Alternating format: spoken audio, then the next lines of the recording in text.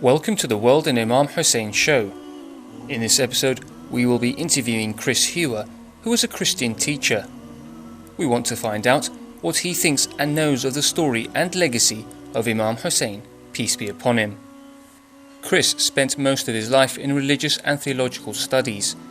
He studied Christianity and Islam, and now spends most of his time helping Christians and Muslims understand each other's beliefs and to foster better relations between the two faith groups. I've been doing this kind of work for nearly 30 years. We used to have a specialist centre in Birmingham, which was called the Centre for the Study of Islam and Christian-Muslim Relations. And there we would have Christians and Muslims from all over the world coming together to study these two faith traditions, with professors from both religions, students from both religions, and also organisation, administration from both communities. And then after that, I worked in the city of Birmingham as the interfaith advisor, trying to find ways to develop a better understanding within a city of many different faiths and many different cultures. And then for 5 years I worked in London, where I was the St. Ethelburger Fellow in Christian-Muslim Relations, and my brief there was adult popular education. When did you first hear about Imam Hussein and the tragedy of Karbala? I spent a number of years studying about Islam with different Muslim professors, and that gave me a background, a basis on which to understand more. And part of that understanding was to work in a Shia academy. And I used to teach a few basic courses there for them. And during that process, the students there taught me about the importance of Imam Hussein and the importance of the story of Karbala in their life. And therefore I began to start reading and exploring this more and thinking of ways in which I could explain it to others. You see, at any time of the year when we hear of something happening in Iraq, it is very likely that it will be tied up with one of the shrines of one of the imams. Often it will be something that happens when crowds of people are gathering for a pilgrimage. Now, people who are just listening to the news need to understand something about this background. And when they hear the story of Karbala, they need to hear it in a way that explains not only the event, but also the spiritual meaning and the impact that that has on people down through the centuries. When you were reading about Imam Hussein and the tragedy, what had the biggest impact on you? What struck you the most? I think that the greatest impact of the story is his willingness to embrace the struggle against injustice and tyranny, not to give in to it, and to go through with that commitment, with that dedication, in the face of all odds, in the knowledge of certain death for himself and also for his companions, and yet to persevere in faith, in trust, and in submission to God. What kind of work have you produced on Imam Hussein? I've written about the importance of Karbala for all humankind. It seems to me that one of the important messages that we have to share is that our great spiritual traditions, our great spiritual figures, do not belong to us. They belong to humanity at large. And therefore, the religious communities have to learn ways of talking about these people, the events of their lives, in ways that actually communicate that essence, the importance of that message to people who, in this case, to people who are not Muslims. I've also given talks about Karbala and also made television programs and interviews about the story of Karbala, trying to make that better known and understood amongst a wider audience. And how was the feedback from the people that listened to some of your work? I think that their response is always to understand this human dilemma to start with. They can understand how it is that he is in this situation, and therefore they can empathize with him. When we talk about understanding a religious tradition, understanding is something more than just what happens in the head. Understanding is also something that happens in the heart. I need to be able to feel within myself. I need to be able to empathize in order to truly understand.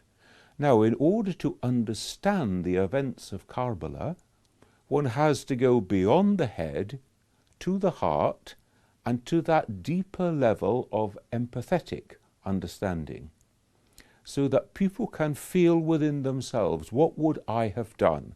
Would I have followed him? Would I have taken his invitation to go and save my life, even up to the day before Ashura itself? Or would I have stood firm with him? Would I too have been willing to sacrifice my life? And we can see in that way that the response of people of faith and also of people of no faith is to see that there is a deeply human tragedy being played out here with which they can empathize, they can feel along with it.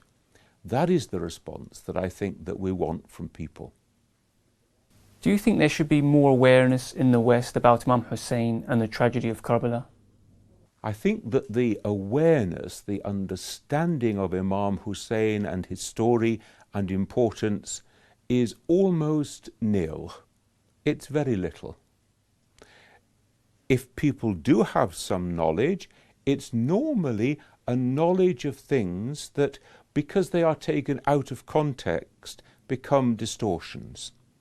They see the processions of Matam, for example, and they think that that is what it's all about. Now, therefore, we have a huge responsibility to provide some context for them to understand. A historical context, a spiritual context, and a context of taking a message from that can be applied in the lives of every human being today. So certainly we have a huge responsibility, we have a huge mountain to climb to provide that level of understanding. What makes Imam Hussein's story relevant in today's society?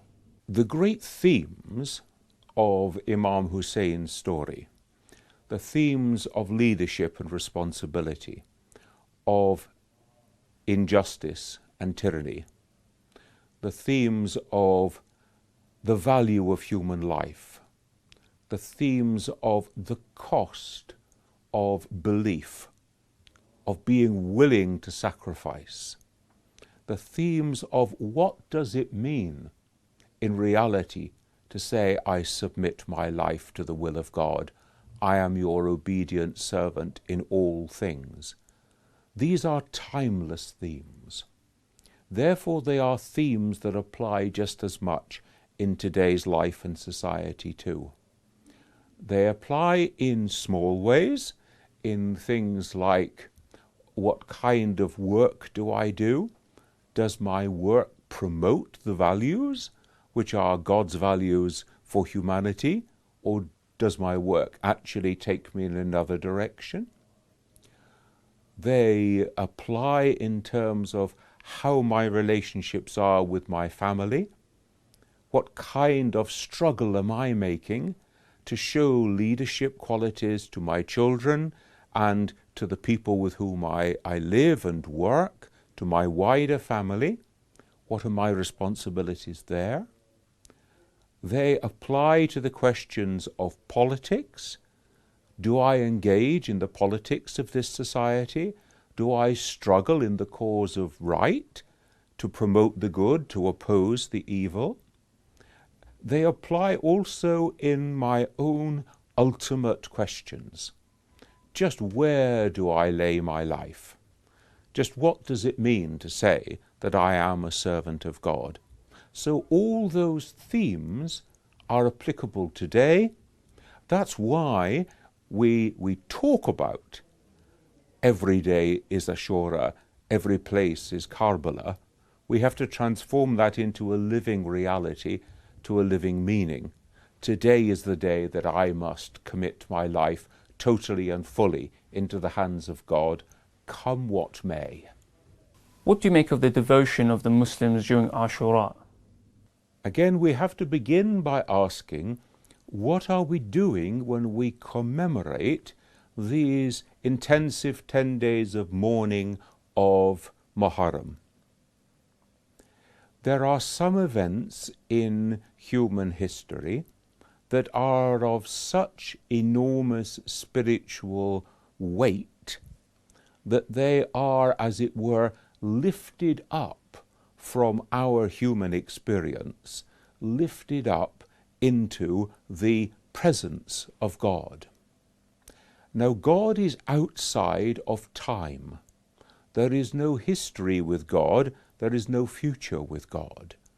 Therefore, any event that is lifted into the presence of God is eternally now. It is eternally present.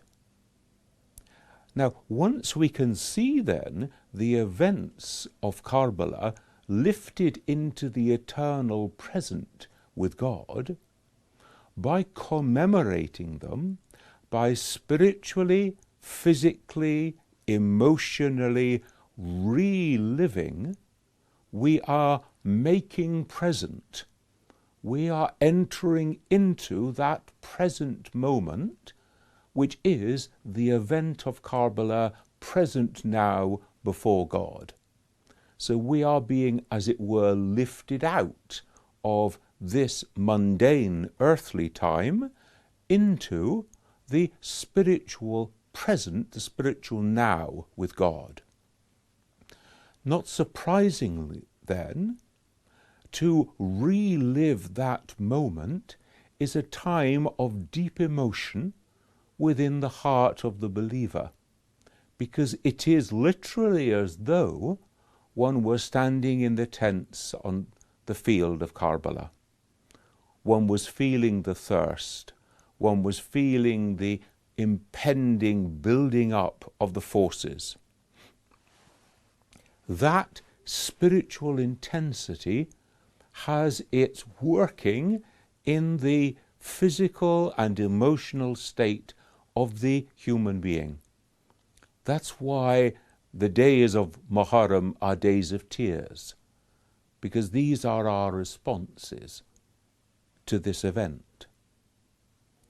Now, when we come to the climax of that event itself, and that is the total self-dedication, the total self-surrender of Imam Hussein and his companions, and this is seen in the day of Ashura itself and of its commemoration, it is no surprise that emotions then fill the breast of the believer.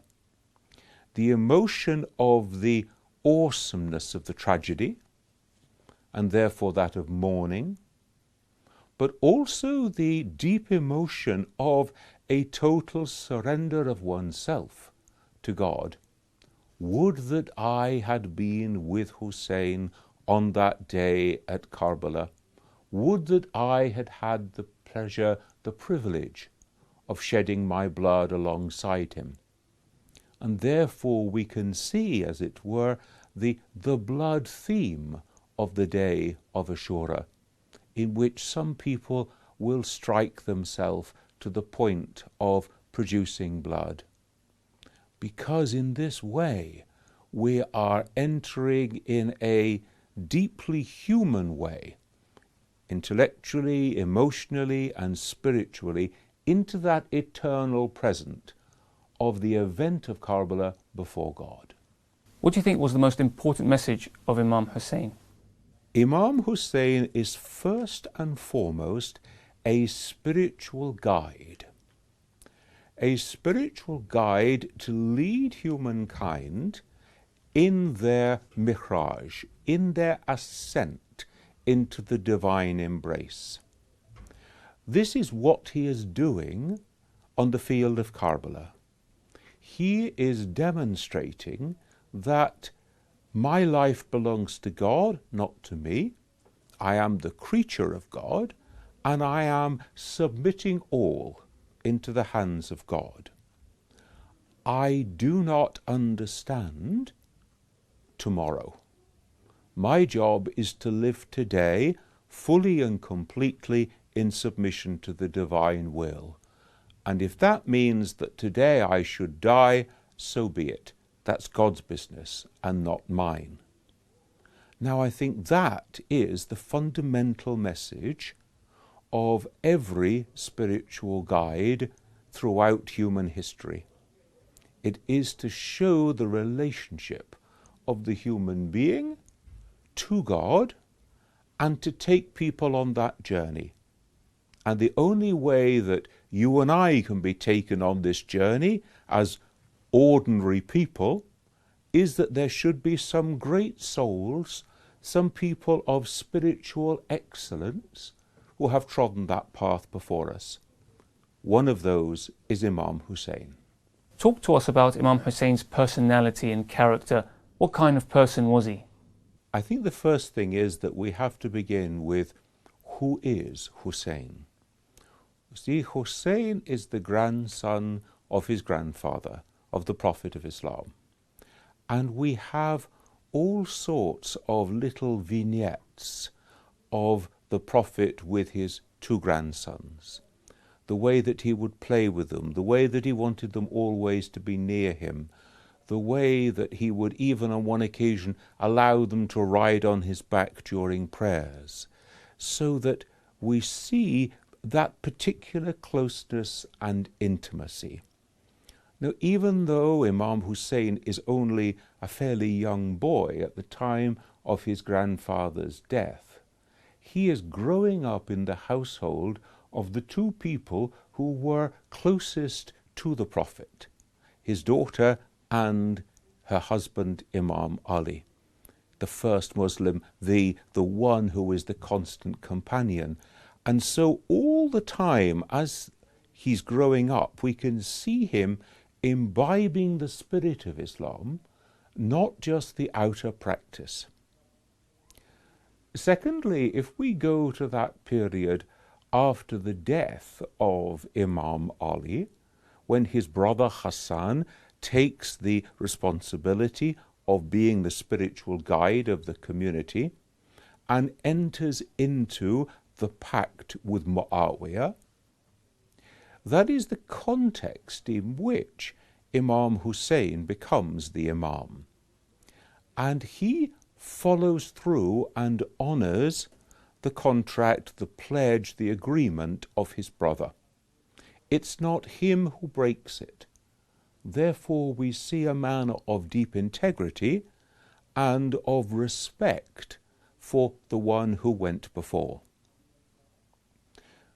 Thirdly, when the pact is broken, when Yazid is appointed, it is crystal clear from that moment onwards that there will be confrontation, because Hussein could not possibly make the oath of allegiance to Yazid, because Yazid lives in open defiance of the Sharia. He makes no pretense of Muslim living. How could somebody of Imam Hussein's position give an oath of allegiance to him? And so we see someone who sees his destiny unfolding in front of him. And he goes forward to meet his destiny, as I think of it, with his eyes wide open. He knows what's going on. We see also in Imam Hussein a deep compassion for those who are with him and for those who are his enemies. So for his enemies first, we see the incident in which Al-Hur and his men have been shadowing them through the desert. Both the companions of Hussein and also Al-Hur and his men have been many days in the desert. They're dusty, they're dirty, they're dry. Water is the most precious thing in this situation. And when Al-Hur and his men ride into the camp of Imam Hussein, he shares his water supply with them. Water both for the men and for the horses. So that deep compassion, that deep spiritual feeling for the other.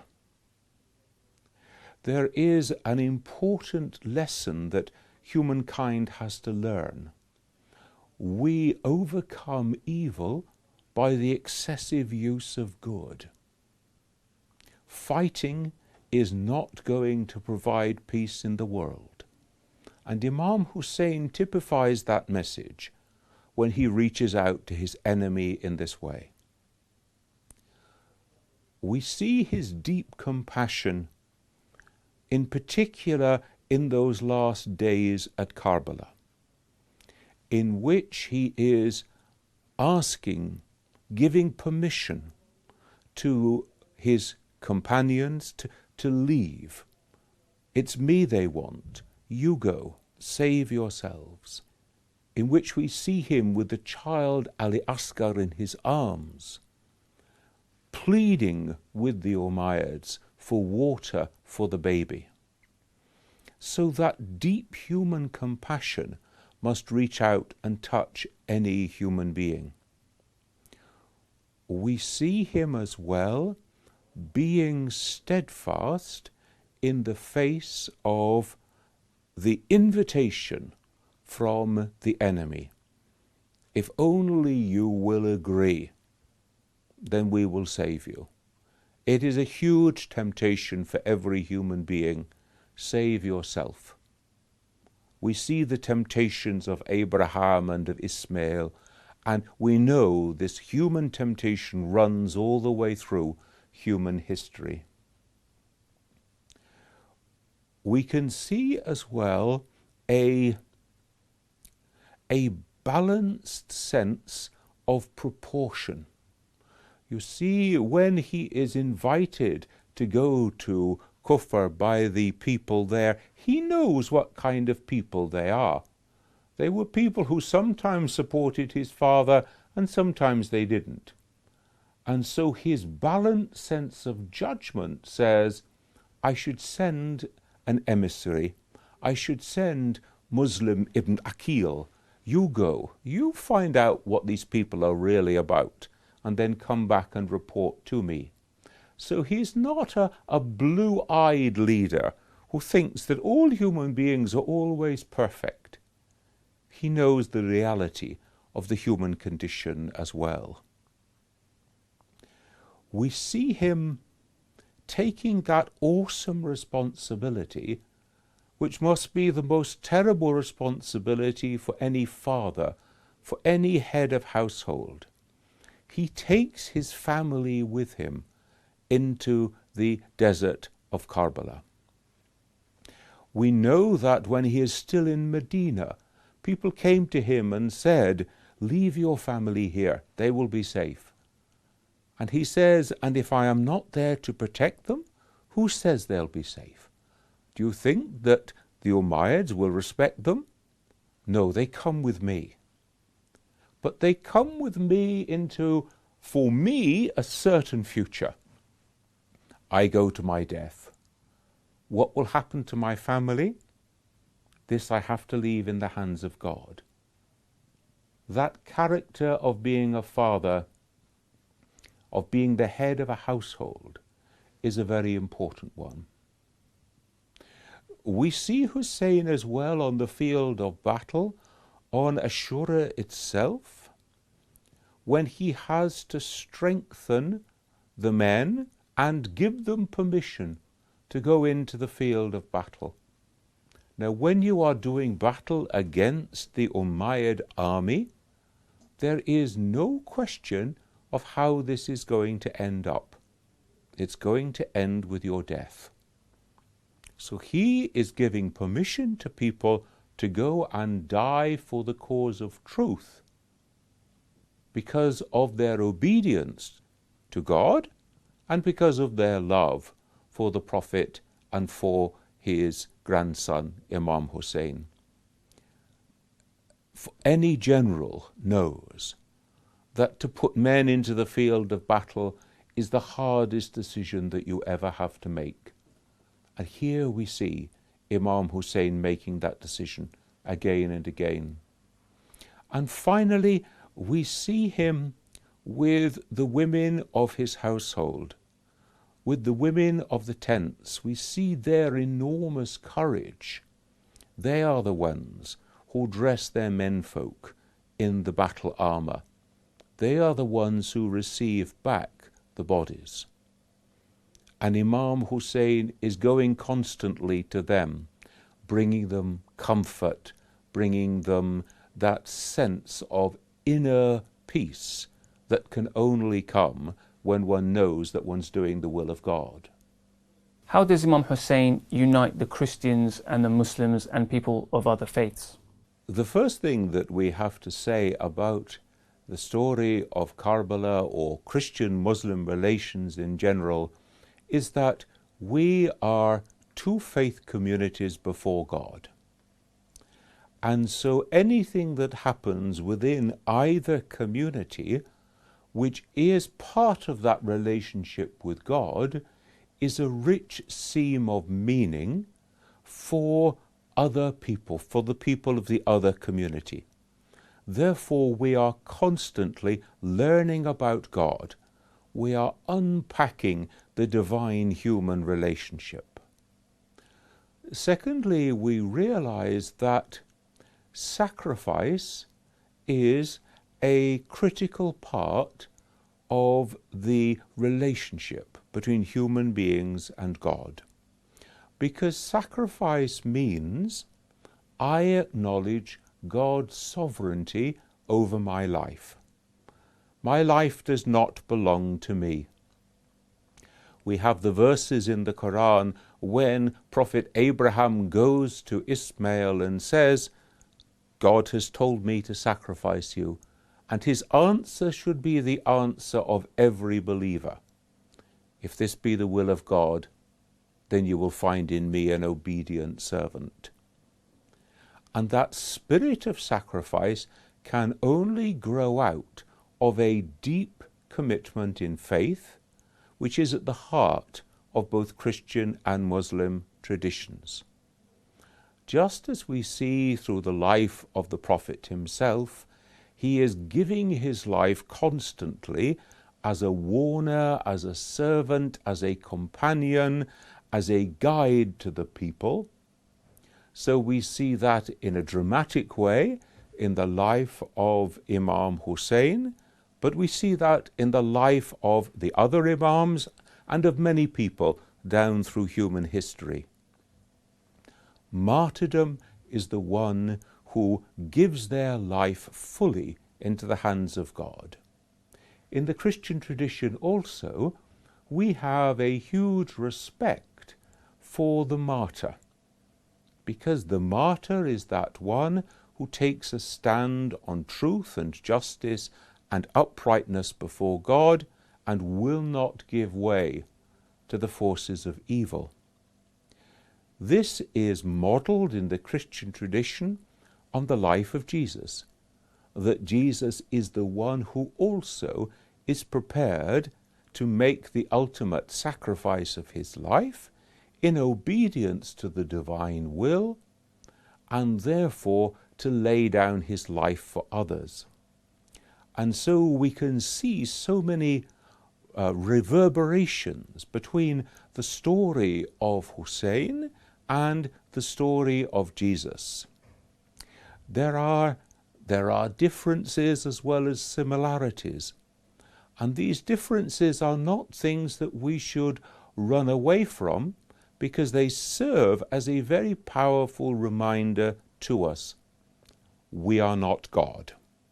we cannot resolve these differences. God can do that.